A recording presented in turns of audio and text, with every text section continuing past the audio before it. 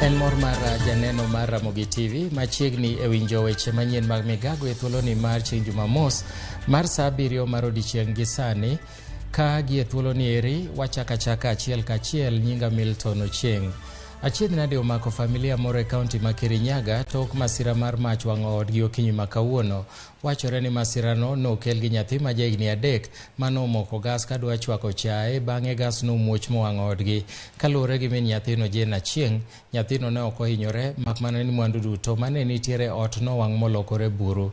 Jotelo mane ochopo kanyo kwayo kony kuom jogo manyalo mondo kony familiano oyud kaka gidhi chako dak manyien, ka giwacho ni ten kaunti no timo kar maginyalo mar neno ni ojiwo yore mar kedo gi masiche mabiro apoya kapok mwandu mathoth okethore.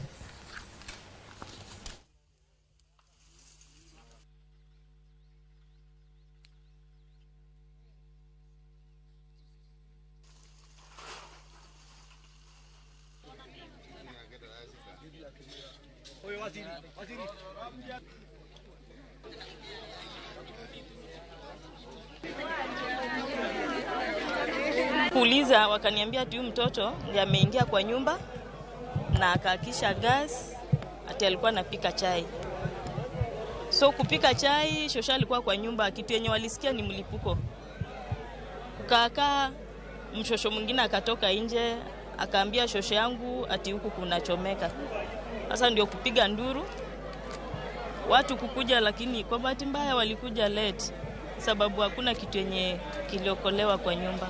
Mkuje tushirikiane, tusaidie hii familia at least angalau wasimame waweze kuendelea na maisha ya kawaida.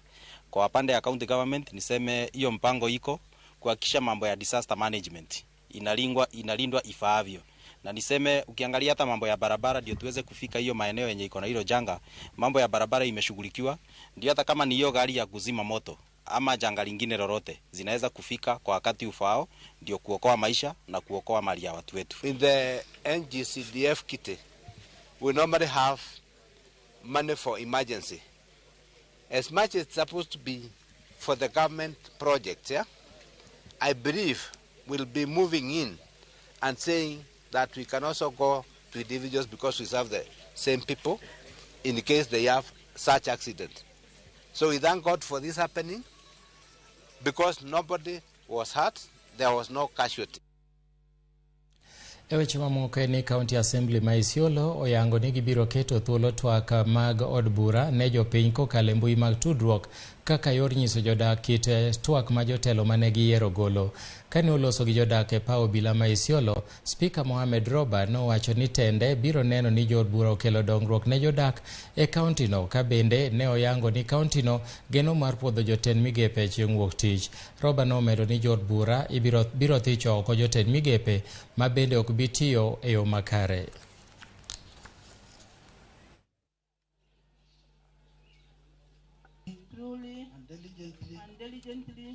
Na sisi tutaanza vetting ya county executive committees from Monday pamoja na county secretary. Na our county executive committees hapo mbeleni, they were not accountable to anybody. Wanafanya tu kazi venye wanataka. We will amend our standing orders so that the county executive committee members are going to be directly answerable to the county assembly. Mahali ile tunaona haifanyiki kazi, mahali ile tunaona kazi ya raia yende mzuri, tunawaita. Kama mtu anazembea kazi, tuna recommend kwa governor, mtu anarudi nyumbani, mwingine anaingia, kazi ya raia inafanyika. County assembly yangu nimesema itakuwa ni kazi. Na kazi itafanyika kama polisi. Unajua polisi nasemekana kama una discipline inawekwa kwa nguvu. Cheno mar piedho jotend migepe odonjo odiechieng' mar 5 kigeno ni odhi rumo kawuono. Jotend migepe mogwel 4 iketo orindi maliet kawuono koting'o Simon Chelugui mogwel e Migago Masaga, Salim Vuria, Florence kod K kod Masi Wanjao. Achiel kachiel watudore gi Chris Owino mabende ni e laro mar od bura. Chris Owino, kapo ni nyalo winja gi e thuoloni, inyalo keto e ler ni to chenro no osechakore gokinyi, ng'ano gi ng'ano mosepiedhi, to wageno mar winjo ng'ano gi ng'ano tokma. Erokamano Milton Ochieng awinji eyo mong'ith. Chenro mar piedho jotend migepe mogwel chopo ng'iende odiochieng' ma kawuono e kinde ma jotend migepe maromo 4 ibiro piedho mar loro chenro ni motelo ne chwalo ripot margi e nyim od bura mamalo. Nyaka sani jatend migawo mogwel mochung' ne weche mag saga Simon Chelugui mabende en jatend migawo mane otie botelo ma jatend piny machon Uhuru Kenyatta kende mane iwacho ni hape oleng'ore bogwel ne lemo e piny owacho mar Kenya Kwanza ma jatend piny Dr. William Ruto en mane obedo wendo mokwongo mar komitini ma otel ne kod spika mar od bura mamalo Moses Masika Wetangula. Ka otwa kod jokanyo ma komitini Simon Chelugui ne oloso ewi omenda moyiedhi mar rowere mar konyo johala matindo mideno ni Hustler Fund, ka owacho ni omenda mar Hustler Fund en omenda ma ok bi chiwe nono, ma en omenda ma ibiro miyo johala matindo mondo konygi e yaro kendo bero weche mag ohala. Kata kamano nyinjo kata interest ma ibiro juogogi biro bedo interest ma piny ka ipimo kod interest ma osebedo ka ijuogo jopiny kendo ma gikawo hola e weche mag bengi kata e bengi ma pacho kae. Ka owacho ni interest ma ibiro juogo jogo mokawo hola mar Hustler Fund biro bedo interest ma piny, ka bende okwayo jopiny mondo oriwre e grube mag saga kaachiel kod SACCOS mar neno ni gikawo hola ni mondo konygi e bero weche magi mag ohala kaachiel kod ting'o malo ohala mag e pacho kae. Kendo gima ne oloso en ni ne owacho ni jogo mane kod ohala mane ohala magi olwar kalure kod midhiero mane okel kod muoch mar midhusi mar COVID-19, owacho ni omenda mar Hustler Fund biro konyogi e chiero ohalni mane olwar kata ne opodho kalure kod midhiero mane okel kod muoch mar COVID-19 e pacho kae. Ka bende owacho ni piny owacho mare kata migawo mare biro chung' motegno kod johala matindo mar neno ni okonygi mar bero ohala magi. Mano Simon Chelugui mabende spika mar od bura mamalo Moses Wetangula ne deno ka designated survivor, nikech en jatend migawo achiel kende mane otiyo e bwo telo mar Jubilee mane oyudo lemo mar telo ne migawo e bwo piny owacho mar Kenya Kwanza poni jo od bura obiro opuodhe. Bang' Simon Chelugui, jokanyo mar komitini bende ne yudo thuolo mar dayo dho jatend migawo mogwel machielo mano Salim Vuria, gavana machon Makwale madhi telo ne migawo mar weche mag nam kaachiel kod kunyo mwandu manielo. Ka otwa kata ka ochiwo dhoge kata ochiwo chenro mage e nyim komitini, Salim Vuria osingo ni e bwo telo mare poni jo od bura kaachiel kod komitini opuodhe, obiro neno ni ochak chenro mar yango gwenge duto mantiere kod mwandu mani e bwo lo ka gold mayudore gwenge mag Migori kod Kakamega, mar neno ni piny owacho oyango gwenge duto man kod mwandu manielo. Bang' yangogi bende ibiro kolo kendo yango ndhandhu maggi mar neno ni piny owacho okonyo gwenge man kod mwandu manielo mondo oyud konyruok, mok ni gwenge man kod mwandu machal kama ka gwenge mag Migori mantiere mwandu mag gold to okony jopiny kata jodak mawuok e kaunti ma Migori. Ka bende osingo ni poni opuodhe ka jatend migawo mar weche mag kunyo mwandu manielo kod weche mag nam, odhi neno ni jolupo omi teko kaachiel kod gigo mar neno ni ok giyudo lal kalure kod mano miwacho gionge kod gigo manyalo kano rech mondo rech obed kapod e yo makare kata bang' luwogi kuom ndalo mathoth. Ka bende osingo ni obiro neno ni gwenge duto man kod mwandu manielo biro yudo atamalo 20 mar omenda mwandu makamago chwalo ya guch piny owacho mamalo mar neno ni gwengego bende oyudo weche mag dongruok.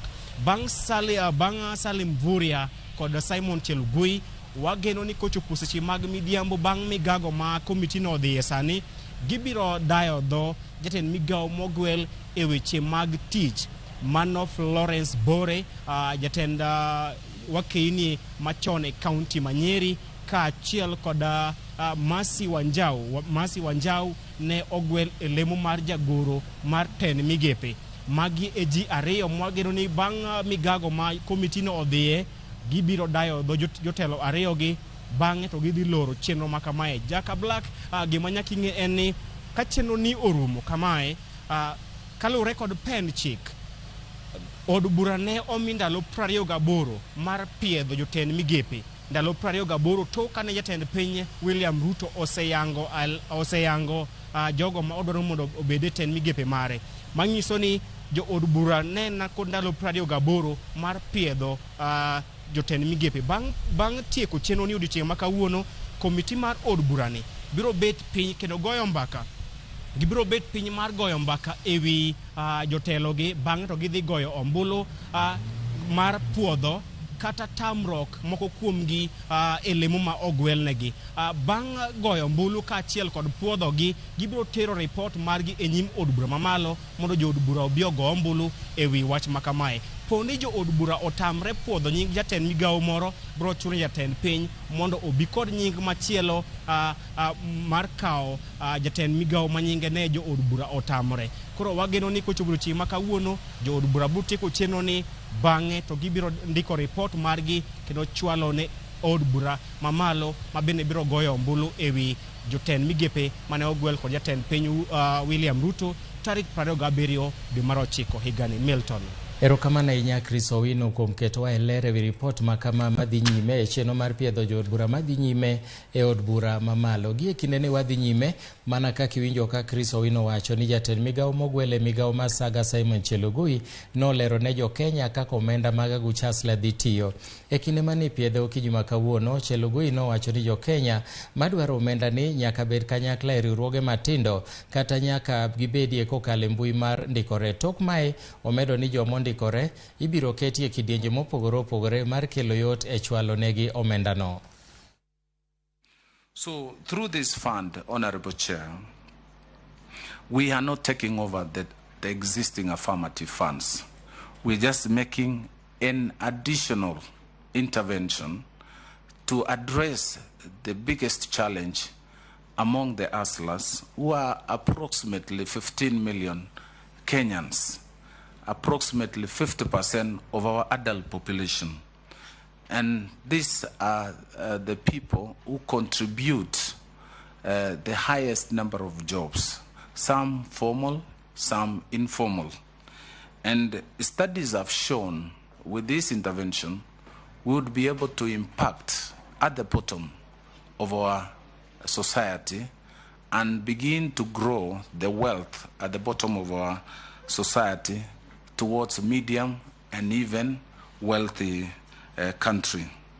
We will begin by, we will establish an hustler fund through the BFM Act, and the ministry will originate the documents, the operations, the guidelines, and share with the relevant House committee and eventually table before this House. Jotelo mopogore opogore ochopo e gweng' Mandiru e yore Lien Stanley Aluma ma en wuon jaod bura ma Homa Bay Town Opondo Kaluma. Jotelo go oting'o gavana ma Homa Bay Gladys Wanga, seneta Masiaya Oburu Oginga e kin mamoko, ka bende igeno chopo ma jatend Wiper Kalonzo Musyoka. Wadhi achiel kachiel nyaka Homa Bay kama watudore gi jafwambo marwa Ali Abich ma koro ketwa e ler. Ali Abich, inyalo nyisowa ni kama intie en kama nade, to welo mage mosechopo, to mage kendo madongo ma wageno chopo margi? Erokamano Milton, awinji makare ka entie studio Nairobi. Wabiro achiel kachiel kawuok e skul primar Mandiru manitiere ka chung bura ma Homa Bay Town. Mana kaka isenyiso joneno mag Ramogi TV en ni nyasi mar kowo jaduong' Stanley Omola Luma ma en wuon jaod bura ma Homa Bay Town Peter Kaluma dhi nyime gi sani e skul primar Mandiru kaendi, kendo kaka iwacho no jotelo mopogore mar riwruok mar Azimio la Umoja oyuoro kaendi e chenro ma sani koro dhi nyime. Mana kaka iwacho no jotelo mopogore mana mago eko moyier kaachiel kod mago eko mantiere mantiere ngadho mag siasa mopogore piny Kenya oseyuoro ka otele kod ogai mar Wiper Party mano Stephen Kalonzo Musyoka ka achiel kod jodito mamoko kamoting'o gavana ma Siaya James Orengo, gavana ma Homa Bay ka mabende ne wuon welo Gladys Wanga ka achiel kod senator ma Siaya Dr. Oburu Oginga kod kweth jod bura mathoth ahinya mawuok e riwruok mar Azimio la Umoja mabende biro chung' kod jaod bura ma Homa Bay Town Peter Kaluma e sama koro chenro mar kowo jaduong' Aluma dhi nyime kaendi. Milton bende mopore kod biro kuyo kod familia mar jaduong' Aluma wageno ni siasa biro dhi nyime e kaendi kendo wageno ni thoth jotelo mag Azimio masani koro kwedo sirikal mar Kenya Kwanza biro bedo ka wacho gigo ko magiseneno ka osebedo ka dhi nyime anyato kaka jatend piny William Ruto osebedo ka tayo sirikal mare nyaka ne ocham umma mar apisi kendo yiere kaka jatend piny Kenya mar abich e thuru kaendi. Gisani endi jotelo ogik loso kendo wabiro dhi nyime koluwo ni to gin gigweko ote mage mabiro wuok kaendi e kinde iko makamani kendo wageno ni ogai mar kata jodito mag Azimio makoro tele kod jatend Wiper Party Kalonzo Musyoka mabende siasa maduong' motelo ne kweth jotelo mag Azimio masani koro yuoro kaendi biro bedo ka wacho chenro magen go kaachiel kod soko wang' piny owacho ka ng'ilore kod gigo eko magiseneno ka dhi nyime telo mar Ruto nyaka ne ocham umma mar apisi Milton. Bende jotelo mopore kaendi moting'o siasa mar piny luo bende wageno ne biro dhi nyime nikech seneno ka nitiere josiasa mathoth ahinya mago eko mane otenore korka motenore korka jatend piny William Ruto ma osebedo kago siasa ma kaluo ma gidwaro maneno ni piny luo mondo sani koro bed kod jatelo manyien. En bende wageno ni siasa ma kamano biro bedo kaendi nikech thoth wajumbe mawuok e kuonde chung' ute buche kata mawuok e counties 4 ma kaluo kamoting'o county ma Siaya, county ma Homa Bay ka mano ma Kisumu kaachiel kod ma Siaya thoth gin oyoro e nyasi mar ikoni kendo wageno ni siasa mar piny luo kaendi bende biro mienjo e kinde ma koro nyasi ma kamano biro dhi nyime. Milton. Erokamano ahinya Ali Abich, ageno ni medo kete kanyo kendo duto mabiro timore ibiro miyowa e weche manyien mag seche mabiro. Nyakwa Ramogi wadwa kawo yweyo marwa mokwongo e chenro ni eri mar Migago. Kapo ni in kod ote midwa ni mondo wasomni e yamo inyalo orona ote machuok e 23600. Kik idhi mabor, pod wan gi mathoth.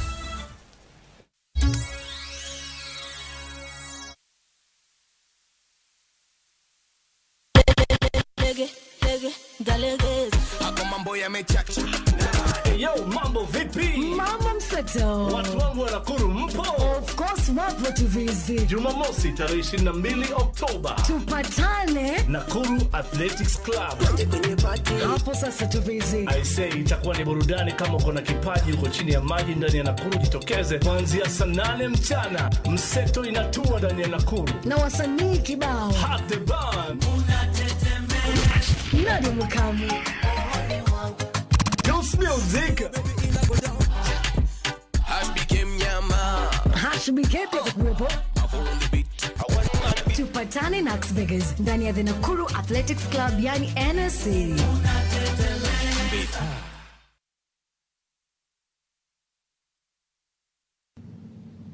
I am delaying to pick up your call. We are still doing some investigation. You think we do not know what transpired during the examination? Yani ulikopi kila kitu mpaka chini ya testament. Unajua wewe iko na kesi ya kujibu kwa tribunal. Dial *811*341# to get exam. The league tables are taking shape. Winning on Shabeki.com is getting easier. Enjoy highly boosted odds on the English Premier League, French Ligue 1, Spanish La Liga, Italian Serie A, and many top leagues only on Shabeki.com. Kuwa Shabeki. Play now. Strictly not for persons under the age of 18. Betting can be addictive. Play responsibly. Shabeki.com is authorized and regulated by the BCLB. License number 416. Shabeki.com.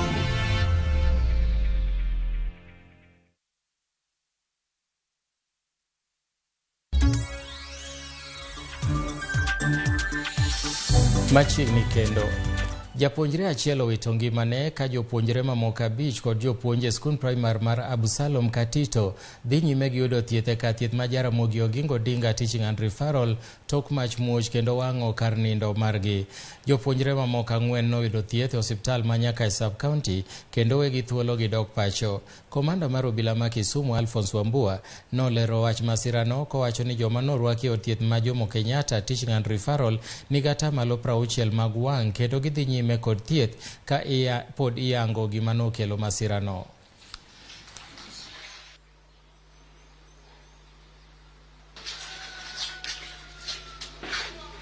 To the school is that one of the dormitory yesterday night, that is on 21st October 2022 at around 23:30 hours. One of the dormitories, which is occupied by the pupils, especially the boys, caught fire. We managed to break the door and assisted the banned pupil plus a teacher who was inside this particular dorm to get out. Due to the band, which was severe, they had to be referred to Jaramogi Oginga Odinga Referral Hospital. In total, that dorm had 10 pupils. 6 were referred to Jaramogi Oginga Odinga, who were really in serious condition. Out of the 10, 3 were treated and discharged in fair condition. We have commenced investigations. With me, I have the Sub-County Criminal Investigation Officer who is with me here to conduct the investigation. Jokanyo mawuok e migao mar pith, pur kod kelowa sani olero ni tho mar rech e nam Lolwe ok kel kod kwiri moramora kane giloso kod Ramogi TV. Ne giyango ni midhiero makamani kelo kod lokruok e kor lwasi e bwo nam Lolwe ma dho ngere dendo ni aquatic climate change. Gijiwo jopith rech mondo koro tem matek okaw lesen maketo gi ong'ala manyime mar yudo kony kokalo kuom migao mochune weche mag masiche mabiro apoya. Bende ne gikwayo jopithgo mondo mi kik wit rech mosetho kendo e nam mar geng'o midhiero ne rech kod gigo mamoko modak e nam. Gilero bende ni jogo modak e alwora mar nam Lolwe e kuonde mane midhiero makamano timore kik cham rech makamago ni mar gitimo kamano, ka gitimo kamano to ginyalo keto ngimagi kama rach. Wasego mbaka gi jolupo ka gigo simu ka gipenjo gima timore, to waashua jolupo ni mae en wigni matimore bang' ndalo ka ndalo, to en natural, otimore, onge ng'ama pango notimore. Koro wakwa mana jolupo ni wamed consult gi departments ma tiyo gi rech kaka county government, one ready ka onge problem mora to pod wabo solve. Thogi ikelo gi nikech nitie gimo miluongo ni upwelling. Upwelling en pi mang'ich mantie malo dhi piny to pi maliet man piny biro malo. Koro sama gini timore nam kaa to weche mag muya bet manok. Koro muya ma bet manok e nam ka ema kelo sida ne rech, ma koro gimiyo gibedo maonge muya no to bang'e to githo. Onego wakaw insurance. Kwasekaw insurance to gimoro amora kosetimore machalo kaka magi to insurance biro compensate mondo wamed dhi mbele kata wamed dhi nyime e yore mag nwang'o pesgi. Safe practice, any dead carcass, get it, dispose it according to the laid down guidelines for your own health and also for the health of the ecosystem. County Commissioner ma Migori kotenore kod riwruoge ma ok mag piny owacho ochako chenro mar tiego jokuny mula matindo e kaunti ma Migori e yore ma ginyalo ritore godo e seche ma gitiyo kuonde kunyo mula. Chenro ni mar tiego jokuny mula mitimo kod jolony weche mag kunyo mula chiwo ler ne jokuny mula go e yore ma ginyalo geng'o godo masiche mosebedo kawuok e kunde makamago. Kaluwore gi kuonde ma ikunye mula ni bende itiyo kod kwiri mager e yore mag luoko mula, jokuny mula gi bende ipuonjo e yore magi nyalo rito godo ngimagi kaachiel kod mag familia magi. County Commissioner ma Migori Michael Meru Mwangi okone jokuny mula ni mondo ti kod yore makare mag kunyo mula mondo migi duoga piny tho ma kuonde ma kunyo mula go osebedo ka wuokie.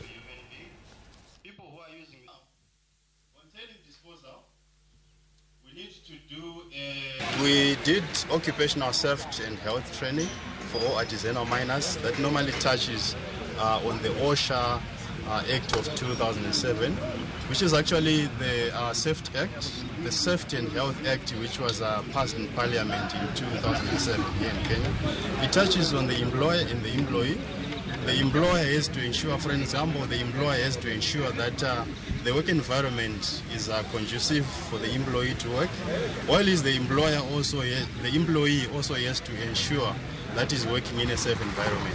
We as miners, we have been experiencing some challenges, like the incidents we have been having like on a daily or monthly basis. So this is why we thought it wise as an organization on the county level to have such like meetings, so that in case of any eventuality, we do not wait for maybe the national or county government to come, but we can respond to it. Weg magawa e kaunti ma Nakuru oyango ni tijegi osedoke wang'e tok midhiero manokel kod midhusi mar korona manomiyo thothgi oloro tije kendo ji mathoth owito tijegi. Magino oyangi e sama ne yango lony manyasani mar Discover Naivasha mar lando e yor mbui kendo gwenge mopogore opogore ma ywayo jolimbe. David Mwangi ma en jakom riwruok mar limbe e kauntino owacho ni kwan otende mani Naivasha miyo giywayo welo modhuro ka bende bedo ne machiegni gi boma ma Nairobi medo usogi e yo makare. Whatever that is, as is about sporting, please. Thank you, Balozi. Naivasha has now a platform, which is an e-commerce platform, and people who would like to come to Naivasha, they only need to go straight into that platform, and all will be available there, whether it's the merchandise, whether it's accommodation, whether it's meetings, whether it's... Manakamano nyakwa Ramogi wadhi dok achiel kachiel nyake od bura mondo wawinja ne chenro madhi nyime mar piedho jotend migepe kamane makela e giko mar weche manyien gi e thuoloni. Nyinga Milton Ochieng' Awuor, bed godiechieng' mokwe.